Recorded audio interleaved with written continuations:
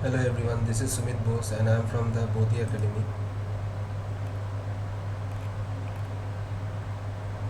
And today we are going to discuss on the chapter three questions. Okay, I am going to read through it and I am going to explain them. So three questions. It's a story based on all of a sudden three questions came to a mind of a czar. Okay, you know who are czars, Russian rulers.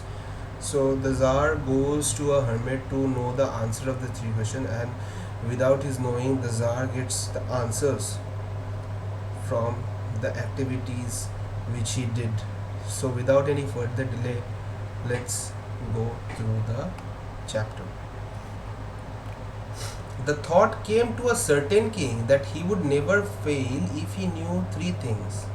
These three things were: what is the right time to begin something, which people should he listen to, what is the most important thing for him to do.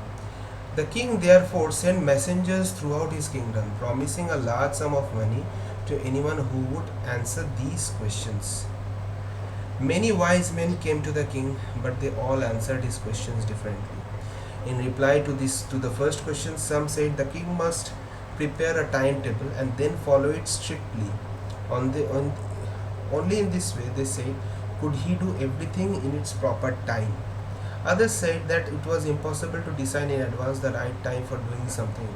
The king should notice all that things was going on, avoid foolish pleasures, and always do whatever seemed necessary at the time. Yet others said that the king needed a council of wise men who would help him act at proper time. This was because one man would find it impossible to decide correctly. So many of them get different answers.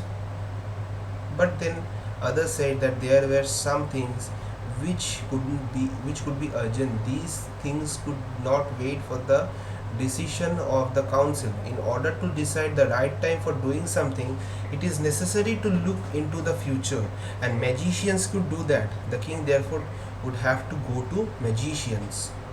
In their answer to the second question, some said that the people most necessary to the king were its counselors. Others said the priest. A few others chose the doctors, and yet others said that his soldiers were the most necessary. To the third question, some said science, others chose fighting, and yet others religious worships. As the answers were different, so different, the king was not satisfied and gave no reward. Okay?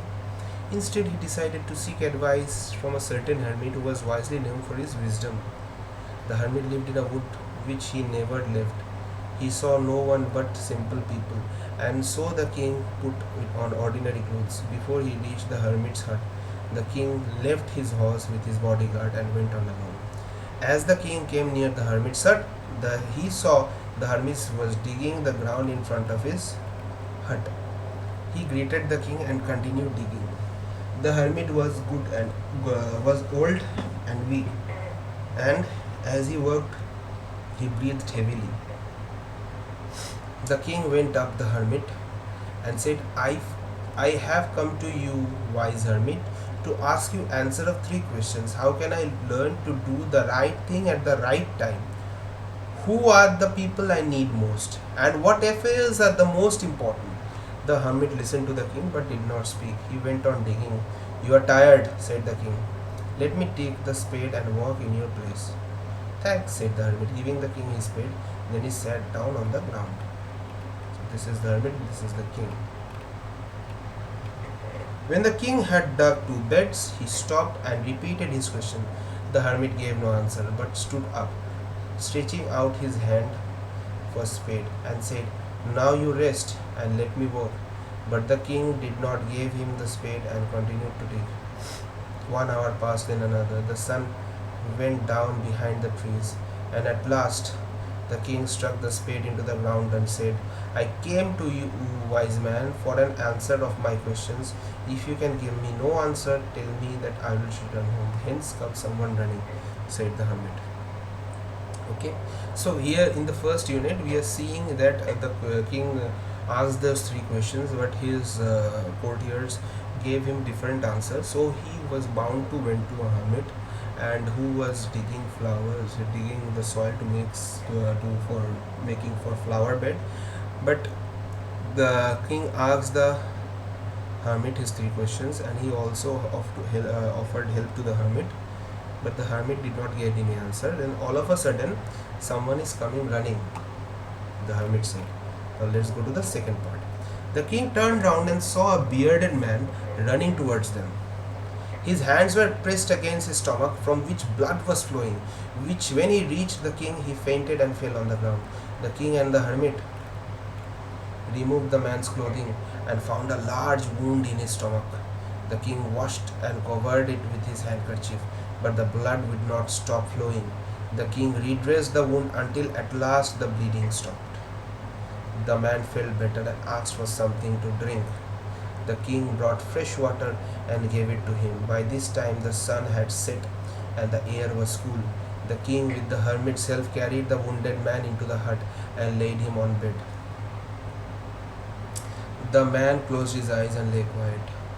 The king tried by his work and work he had done, lay down on the floor and slept through the night. When he awoke, it was several minutes before he could remember where he was or who the strange bearded man lying on the bed was.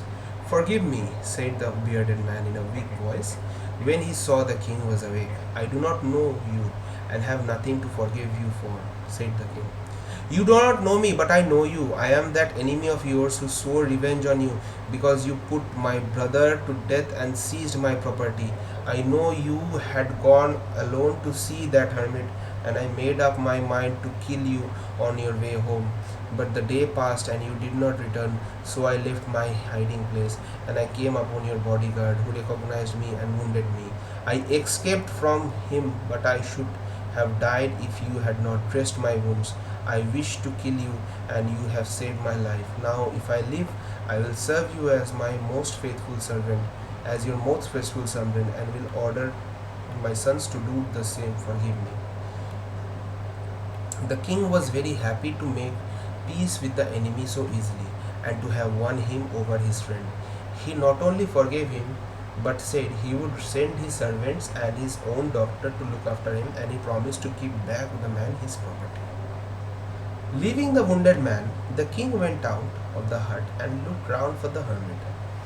Before going away, he wished once more to get answers to his questions. The hermit was on his knees sowing seeds in the beds and that had been dug the day before. The king went up to the hermit and said, "For the last time I beg you to answer these questions, wise man." Now the king will give his answers. "You have already been answered," said the hermit. Still bending down on the ground, looking up at the king, he stood before him. "How have I been answered? What do you mean?" "Do you not see?" replied the hermit. "If you had not pitied my weakness yesterday and had not dug these beds for me, you would have gone away, and then that man would have attacked you, and you would have wished you have stayed with me. So the most important time was when you were digging the beds, and I was the most important man, and to do me good was your most important business. Afterwards, when the man ran to us, the most important time was when you were caring for him, because if you had not dressed his wounds, he would have died without having made peace with you. So he was the most important man, and what you did for him was your most important business. Remember then, there is only one time that is important, and that is now. It is the most important time because it is the only time we have any power to act. The most necessary person is the person you are at a particular time, for no one knows what will happen in the future, whether we will meet or with anyone else. The most important business is to do the person good, because we were sent into the world for the purpose of love of alone. So it's a very interesting story written by Mr. Leo Tolstoy, and it teaches us the morality, okay, on how we should live our lives. So I hope you all understood it, and for more information, please contact the Bodhi Academy.